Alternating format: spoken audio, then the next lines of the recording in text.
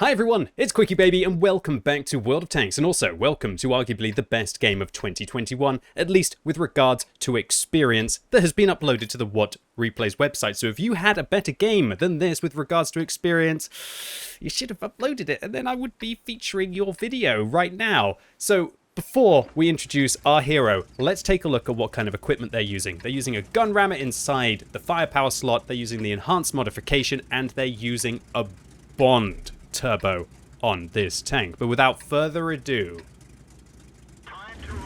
Trollo Bollo, congratulations to you as you are kicking off the battle in your tier 8 American tank destroyer. So this tank is the best tier 8 tank destroyer. I talked about it a couple of years ago, the last time that I featured the TS5, and it's one of the tanks that I consistently go to when I'm trying to grind through the free-to-play marathon, where I just don't want to care anymore. After you've been playing World of Tanks and you've been having bad RNG and everything's been going wrong, just getting into this kind of like therapy tank with arguably a low skill cap, but an incredibly, or I can play this thing even when I'm tired at the end of a session, but incredible carry damage potential. The TS5 is wonderful for that. It has the best win ratio as well of any tier 8 tank destroyer, even 1% higher than the Turtle at 52.5% average win ratio. Why is that? Because this thing's just an absolute brute frontally combined with great DPM. One of the big weaknesses of the tank is the accuracy, 0.44. I think it's the worst accuracy on any tier 8 tank destroyer. But that doesn't seem to really hold it back, because obviously this thing wants to fight in close quarters combat, where it doesn't really matter if you have atrocious accuracy on the tank to begin with. Add to that the other weakness of the tank is that its top speed limit is 26 forwards and 12 backwards. That really hinders the vehicle. Now, that is where Trollo Bollo is using the Bond Turbo that they earned by playing Ranked. Now, the Bond Turbo goes forwards at 6 kilometers an hour and backwards at 4 kilometers an hour that it adds to your vehicle, which is massively better than a regular turbocharger, which will do 4 forwards and 2 backwards to a tank destroyer. And remember, because tank destroyers don't have mobility slots, even with the new field modification system, a Bond Turbo on a tank destroyer is going to immediately increase the top speed by 2 kilometers an hour more than is possible for any other player that doesn't have one on their tank and didn't participate inside the ranked battles.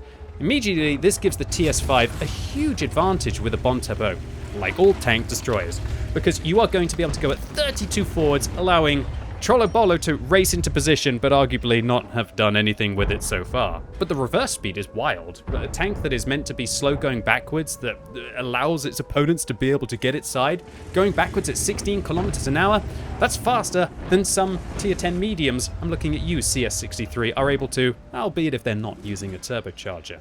So, Trollo Bollo is using the field modification on this vehicle as well. That's something that I personally wouldn't choose to use on this tank, but I'm just somebody who loves a holistic potential for a vehicle. I'd love to use vents on this thing to make everything better about it. But undoubtedly, using the field modification, well, you're going to have worse DPM, you're going to have worse view range, worse camera rating, worse traverse speed, worse everything pretty much than if you were to use the vents. You do have incredible consistency. Your engine is protected from fire, and even after I believe it's been set on fire, you've got a minus 50% chance from that happening. Or actually, I should clarify, your fuel tanks are protected from a fire. Your engine has significantly less chance of being set alight. You repair the tank more quickly, and all of your modules have increased hit points, so you don't have to worry about getting penetrated multiple times and your vehicle starting to cook up. So Trollo Bollo is going to now commit to the game, and not a second too late. Advancing around the corner here and immediately showing the bad accuracy of this vehicle is what their team needs. We can see that up until this point, Trollo Bollo's team was down by a vehicle and also down by 5,000, 6,000 hit points. Trollo Bollo just casually waltzes around the corner against the auto-loading Emil and also the auto-reloading Pantera, not taking any damage apart from the 22 paltry hit points to the Pantera's high explosive round, and now gets into the cap circle, forces the defender out, and allows his team to be able to mop up the defender's base defense points, or shall I say the defender's invasion points there. And now, behind the defender, this is where you want to be in a TS5. With a gun rammer equipped on this vehicle in a premium consumable and using Brothers in Arms, you are going to be packing roughly about 3,500 damage per minute in this vehicle. That's enough to rip apart 2 entire equal-tiered tanks a minute. Or I guess you could take out a mouse a minute, which is very impressive in a vehicle like this. The TS5 is just this absolute wild child, and one of the things that was always meant to hold this vehicle back was its speed. So of course, when Wargaming put in modules that increase its speed from 26 kilometers an hour up to 32 kilometers an hour, suddenly something that was meant to be a slow behemoth that you can manage to get away from, or a slow behemoth that isn't going to be able to traverse the distances of the map quickly, is starting to look absolutely terrifying. Trollo has managed to pick up 3 kills in this game, and it looks like there are 8 vehicles remaining on the enemy team. Should we try and see how many of those Trollo is going to be able to pick up? So he thinks about shooting into the Sommoir's SM's track there to lock them in place, but instead decides that can't really waste the damage at this point and goes for the hull, following it up with a subsequent shot to be able to shut down the Tier 8. Another autoloader. Is Trollo just basically the autoloader smasher in this game? Well, unfortunately for the Tiger II, it doesn't have an autoloader, and it doesn't also look like it's taking a fire extinguisher, as Trollo puts a round into the back of the Tiger II, lighting them up for 581 damage, and just like that, a full health Tiger II has been completely vanquished, putting Trollobolo's total up now to 4,500 damage and 5 kills, with still 6 tanks remaining on the enemy team. Alright, so Trollo's going to come around the corner, and this is just the perfect example of pay-to-win World of Tanks. The idea that a T-28 would match up against a TS5 is absolutely laughable. The T-28, you could argue, will be the better sniper with its enhanced accuracy, but really, with weak points like that on top of the tank, it is truly horrendous when you compare it to a TS5. So Trollobolo here, instead of letting the vehicle reload and then possibly using intuition, if they had that on their tank, is instead going to load a high explosive round from the get-go and is voraciously trying to get this Borsig before they're about to reload to be able to take down the Pantera. The Pantera gets shut down, and Trollobolo manages to do 514 damage with the shot and nearly ram kills the Borsig for 95, with the 53 TP shutting them down. I should also mention that Trollobolo is trying to do TD Mission 8, a high caliber for the Object 260, probably one of the hardest missions to do in the game, where they have to achieve 7,500 damage. And if they want to do it with honors, they're going to have to win and survive the battle. So hopefully another 2,000 will be coming up, and then Trollobolo will have managed to help their progress towards the Object 260. All right, so Trollobolo is now sneaking up behind this year's new tank destroyer, the G-Saw 1008. Says, get out of here, Brit. The Americans are here to rock and roll in this game. Shutting them down, and now, with the Stridsvagn S1 shutting down the Su-101, Trollobolo finds himself in a 1 versus 3 scenario against a near full health Borask and also a Super Pershing. Full health Borask, not for much longer, as Trollobolo overmatches the side of the French Tier 8 autoloader, tracking them and also entering their vehicle as well, reducing their hit points now down to a 1-shot if they're firing HE rounds.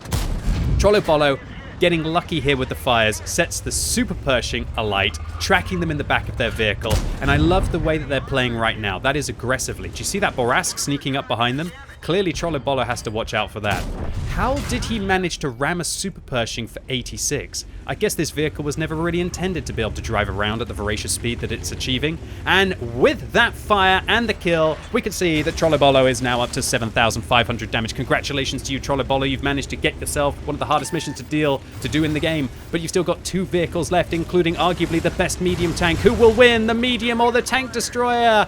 Well, unfortunately for the Borask, yeah, that HE pen is going to shut down the Borask in his dreams. And it looks like the Borask was actually thinking that maybe he could have tried to escape this way, as Trollobolo also locks down the tracks of the S1 here, who repairs them quickly and licks their wounds behind the monument here on the Siegfried Line map. Now up to 8,500 damage and 9 kills. All that's left is one sneaky Swedish tank destroyer that's gonna get definitely affected with the brute force of the TS5 coming around the corner. Oh dear, don't panic now, please, Trollobolo. That was a bit of a whiff of a shot, but to be fair, it's easily done when you're going up on the rubble.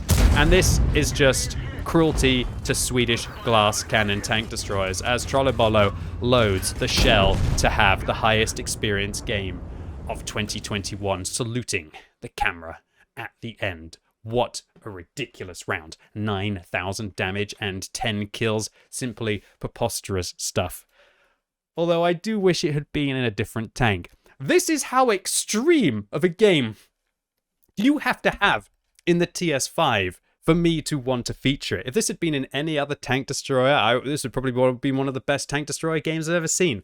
I'm not trying to downplay it. Trollobolo, you played your vehicle fantastically here. You did everything that you needed in this absolute monster to be able to win the battle. But I also can't help but feel that when tank destroyers are just clearly this absolutely outrageous and setting it up correctly, at least with regards to the Bond Turbo, it should be no surprise as to why this was such a monster game in 2021. So unsurprisingly, an ace tanker here. I mean, yeah, if any game is going to get an ace tanker, it's going to be the highest experience game of 2021. This was 2,744 base DPM. DPM? Yeah, you know the base experience is too high when QuickyBaby makes a mistake and thinks that experience must actually be the DPM of a tank. That's absolutely outrageous. Trollobolo could have got half of that on a good day, maybe still got an ace tanker in the TS5, or at least could have shed off 33% of what they dealt in this battle.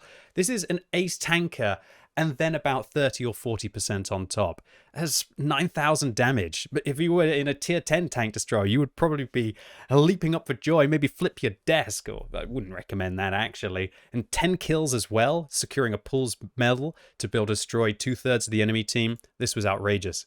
One of the things I really liked as well is it wasn't Trollobolo just spamming gold rounds left, right, and center, only firing a few of them when they ran out of armor-piercing rounds, nailing them 273,000 credits profit in a single game of World of Tanks, although arguably looks like Trollobolo was using a credit booster. So, Trollobolo, congratulations to you for securing arguably the best game, at least with regards to experience, in 2021.